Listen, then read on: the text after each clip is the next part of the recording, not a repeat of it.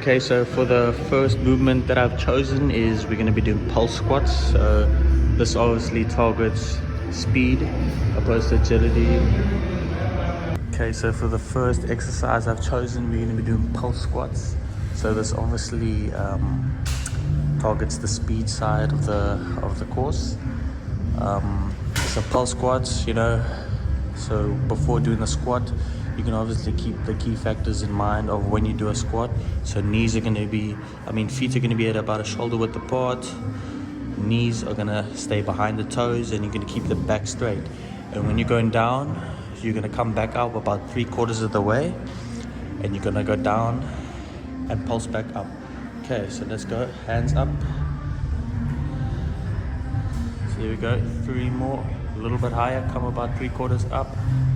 Go a little bit lower as well. There we go. Nice.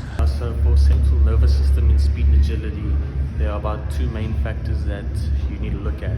So the first one is intensity. So intensity in whether you're doing speed or agility, you want to make sure that you're doing about 85% of your 100%, or basically 85% your 1 rep max for some cases. So if we're doing sprinting, then you want to be working at about 85% of your full speed. If we're doing box jumps, then we want to be working at an 85% of your intensity. So what this does is basically it's programming your central nervous system to be able to work at high intensity, and later on it will improve your central nervous system over time. Speed is basically the ability for somebody to move their body in one direction as fast as possible. So we obviously need this in all types of sports, because you always want to be beating your opponents, be there as quick as possible, get to the ball, and that all incorporates your speed.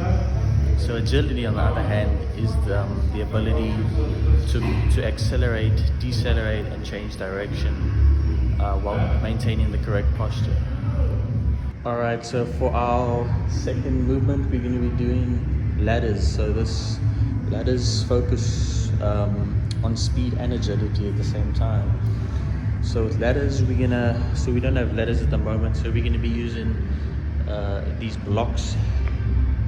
I don't know if you can see it so well, but we're going to be using the blocks over here, and Caitlin is going to be doing the ladders. So what you're going to want to do for the ladders, you're going to want to step right foot in and left foot in, and then they're both there, but it's all quick. Remember, it's speed and agility.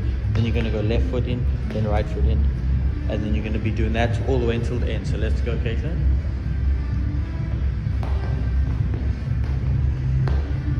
Okay, great. So that was ladders. That was good. So you just need to remember, when doing it, you got to be doing it at a nice pace, and you got to be staying stable and keeping the correct posture, as well as watching your foot placement. So that was ladders. Well done. Okay, Caitlin, so the third exercise we're doing is hurdles. So I'm sure you've seen hurdles on TV before. It's basically a sprint when you're jumping over a hurdle. This obviously focuses on speed because you're sprinting, and at the same time you're trying to work on your agility, because if you're jumping over something, you need to make sure that you're agile so that you don't fall or misplace your foot or lose balance. So that's why hurdles is a very good example of speed and agility. So what you're going to do, we don't really have hurdles, but we have these boxes. So I'm going to want you to run and jump over, and you're going to only place 1 foot in between the gaps. Okay, and you're going to finish here at the end for me. And I want you to remember speed. So you can do it with high knees as well, but I want you to stay stable and keep the correct posture when doing it. So just run how you normally would. So let's go, Caitlin. Okay, there we go. You want to go back one more time. That was good. You kept your posture. You didn't lose your balance as well. Okay, let's go one more time. Okay, great. That was hurdles. Okay, so for the last exercise we're going to be doing, it focuses more on agility. It's called 2 jumps forward and 1 jump back.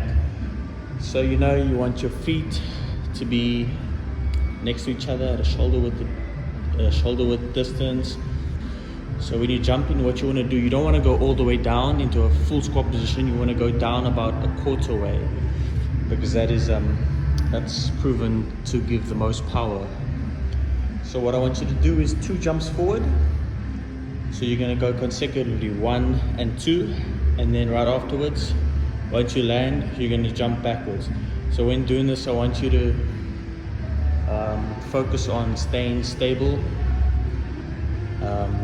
Okay, let's go. There we go. Keeping that correct posture. So let's go one more time. I'm going to go from the side. Okay. I'm back. Nice. Just a bit of a fall at the end there, but it's alright. Okay, I like how the posture stayed the same during the whole exercise. Very well done. So that obviously is an exercise to improve your agility.